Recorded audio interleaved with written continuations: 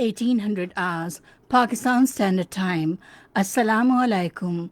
This is Radio Pakistan. The news read by Farzana Khan. First, the headlines.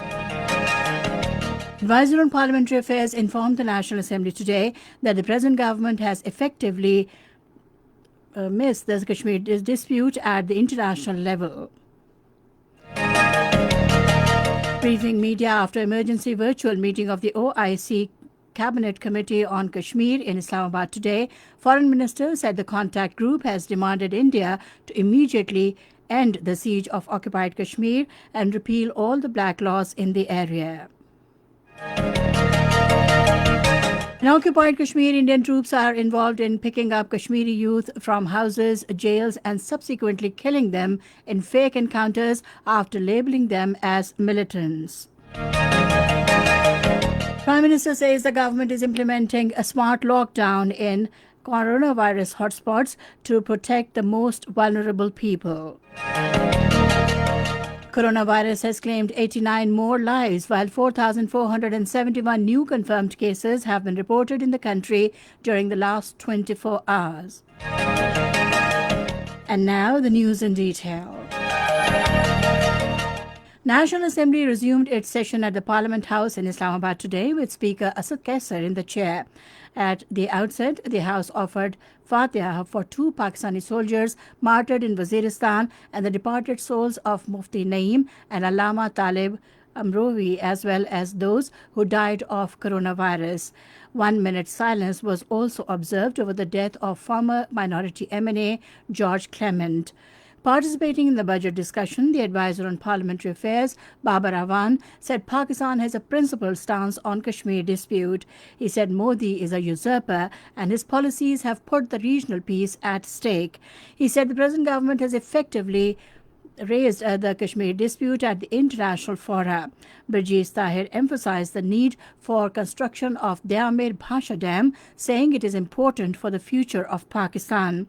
And Leib Abbas said the world institutions are hailing the improvements made by Pakistan in business sentiment and macroeconomic policy making since the 2018 general elections. Foreign Minister Shah Mehmood Qureshi said India is committing worst human rights violations in occupied Kashmir, briefing media after emergency virtual meeting of the OIC contact group on Kashmir in Islamabad today. He said the contact group has demanded India to immediately end the siege of occupied Kashmir and repeal all the black laws in the area. The group agreed to form an observation mission to know the situation in occupied Kashmir and expressed concern on ceasefire violations along the line of control.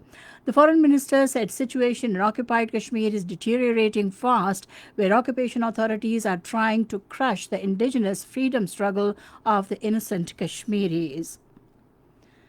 Foreign Minister Shah Mehmood Qureshi held a telephonic conversation with his Saudi counterpart Prince Faisal Al Saud.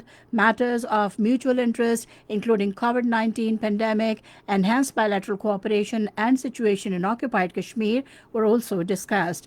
Shah Mehmood Qureshi underscored that the fraternal ties between Pakistan and Saudi Arabia are deep-rooted and multifaceted, and the strategic relationship between the two countries is growing in myriad dimensions. In the context of occupied Kashmir, Foreign Minister Qureshi shared deep concern over the continuing double lockdown as well as intensification of military crackdown by the Indian occupation forces. The Foreign Minister lauded the recent statements of OIC and other international bodies which showed serious concerns and urged urgent steps to address the situation in occupied Kashmir. The Saudi Foreign Minister reaffirmed Saudi Arabia's traditional support for the Kashmir cause. In occupied Kashmir, Indian troops are involved in picking up Kashmiri youth from houses during cordon and search operations and from jails and subsequently killing them in fake encounters after labeling them as militants. The disclosure was made by the Jammu and Kashmir People's Liberation League in Srinagar today. A spokesman of the party in a statement said the troops bury the victims in unknown locations supervised by the Indian Army to hide their heinous crimes.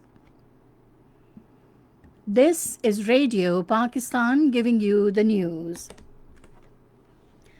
Prime Minister Imran Khan says the government is implementing smart lockdown in coronavirus hotspots areas of the country to protect mainly the most vulnerable people. He was speaking at a ceremony for commencement of three more initiatives of SA's program, including SA's Ration Portal, SA's Langar and Panahga app, and PM's COVID Relief Fund website in Islamabad today. The Prime Minister said the elderly people and those already suffering from serious diseases are the most vulnerable people, and if they are protected against the coronavirus, the impact of the pandemic will get considerably reduced. He said the next 1 month is difficult for dealing with the pandemic. Imran Khan said SR's program and the government's policy of easing the lockdown have helped lessen the effect of the COVID-19. The Economic Coordination Committee has given go-ahead to the private sector to import wheat to control the prices of wheat and flour in the market and to ensure availability of both the commodities at reasonable prices across the country. The ECC meeting was held in Islamabad today with advisor to the Prime Minister on Finance and Revenue, Dr. Abdul Hafiz Sheikh, in the chair. The meeting also decided not to restrict the impact of wheat to any limit by the private sector. It also decided to monitor the situation on a monthly basis to ensure availability of wheat and flour in all parts of the country at reasonable prices. 4,471 new coronavirus cases have surfaced in the country over the last 24 hours, taking the total tally to 181,988. These include 66,943 in Punjab, 69,628 in Sindh, 21,997 in Khyber Pakhtunkhwa, 9,475 in Balochistan, 10,912 in Islamabad, 1,288 in Gilgit-Baltistan, and 845 cases in Azad Kashmir. The death toll from the virus stands at 3,500 with 89 deaths reported over the last 24 hours. 71,458 patients have so far recovered from the disease. The number of coronavirus cases across the world has surpassed 9 million, while the pandemic has so far claimed more than 47,01,000 lives.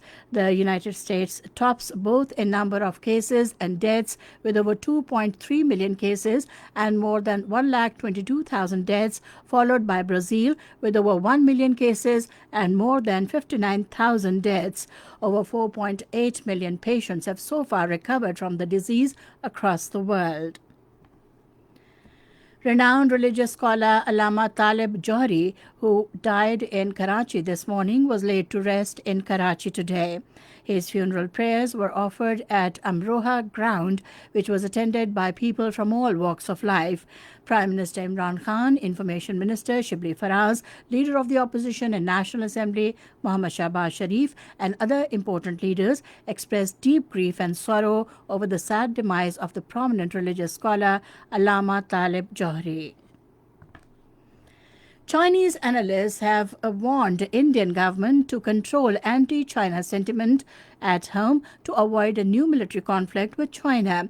Talking to leading Chinese daily Global Times, they said that China's restrained approach to avoid conflict does not mean that it is afraid of provocation or aggression from any country, especially India.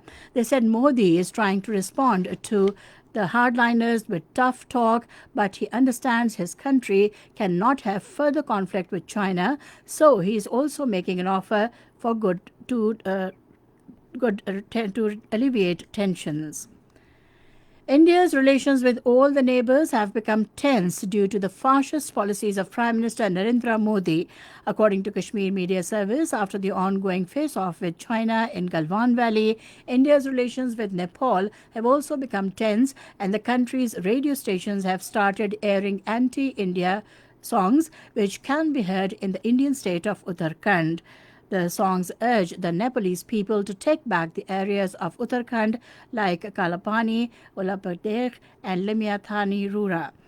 These radio stations have also started giving weather reports on these areas, treating them as Nepalese territory. And finally, the weather report.